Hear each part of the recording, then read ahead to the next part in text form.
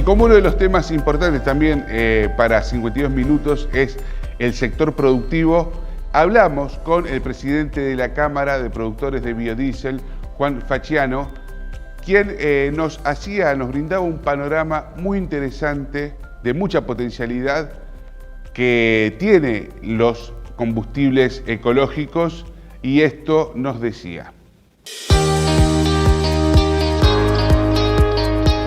Y como venimos insistiendo en 52 minutos, no solo hablar con los protagonistas de la política, sino también con aquellos sectores que de suma importancia para la provincia de Santa Fe, donde allí podemos ver un desarrollo, inversión privada, mucha gente que pone mucha plata para que distintas actividades económicas conviertan a esta provincia en una de las principales productoras, no solo de materias primas, sino de productos industrializados. Hoy nos acompaña en el programa Juan Facciano, quien es el presidente de la Cámara de Energías Renovables de Santa Fe, es el titular también de la empresa Abardón Bioenergía, que se dedica a biocombustibles. Juan, muy buenas noches, gracias por recibirnos en tus oficinas. Y bueno, el biocombustible primero fue un descubrimiento muy nuevo de qué forma se podía reemplazar a los combustibles fósiles utilizando todas las potencialidades que tiene el campo, sobre todo en la provincia de Santa Fe, tan rico, y que en momentos de crisis internacional como el que estamos viviendo, quizá quien dice no puede ser una de las opciones para sortear estos malos momentos.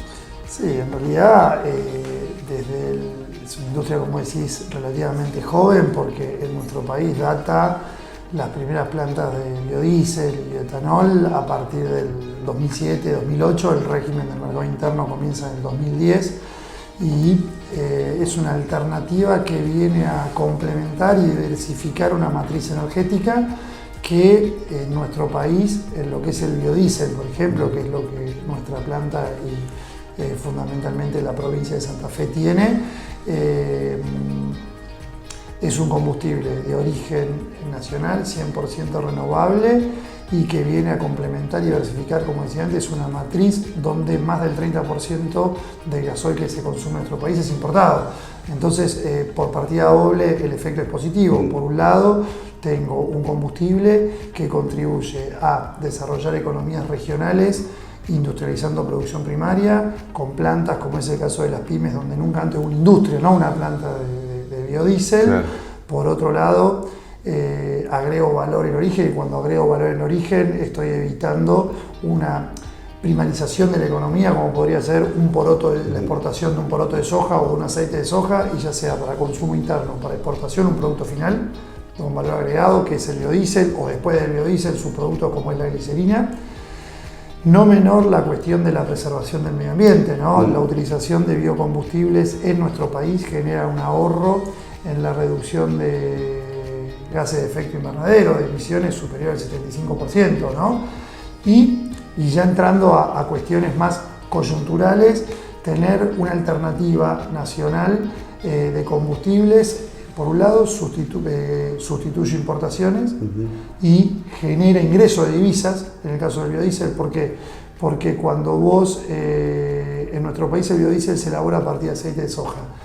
Hacer biodiesel es darle valor agregado al aceite de soja, que a su vez es darle valor agregado al poroto. Del poroto, cuando se genera el proceso industrial, solamente el 20% es aceite que va a biodiesel. Claro. El otro 80% es proteína, que se exporta, harinas. Entonces, por un lado, genera una reducción en la salida de divisas para importar gasoil, pero por el otro también genera un ingreso de divisas por mayor exportación de proteína animal, ¿no? Ahora, contanos ¿qué es el biodiesel? A ver, ¿cómo se obtiene? Y ahora vamos a hablar de los usos también, porque es importante. El biodiesel es un combustible líquido que se obtiene a partir de materias primas que pueden ser de origen vegetal.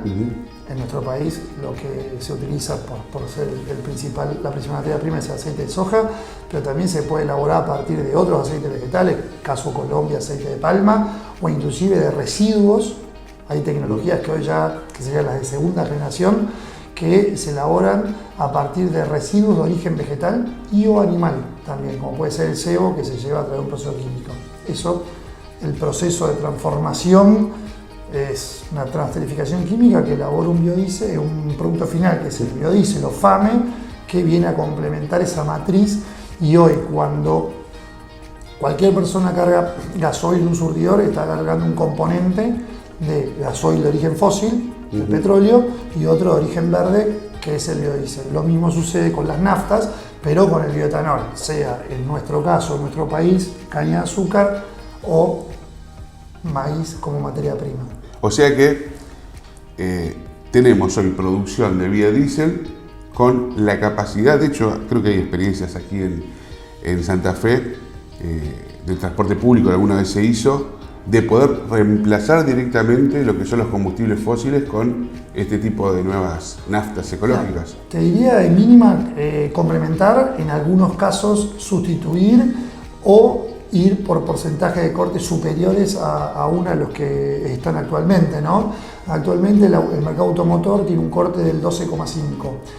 Hay factibilidad técnica y hasta te diría financiera y económica por los aspectos que te había comentado antes y por ser un país importador de gasoil, como para incrementar ese porcentaje o cuota de corte. Pero también hay otros nichos o alternativas de mercado donde los cortes pueden ser tal vez menor, mezcla de biodiesel con gasoil para generación eléctrica, o aún mayor, llegando inclusive hasta un estado puro biodiesel al 100%, y es el ejemplo que vos mencionaste de la ciudad de Rosario, que durante varios años la totalidad de las unidades de la empresa de transporte público de la municipalidad como de otros concesionarios recorrieron, te diría, más de 20 millones de kilómetros con biodiesel al 100% de pureza. ¿Cuál fue supongo que se han hecho estudios, había seguimientos, monitoreos?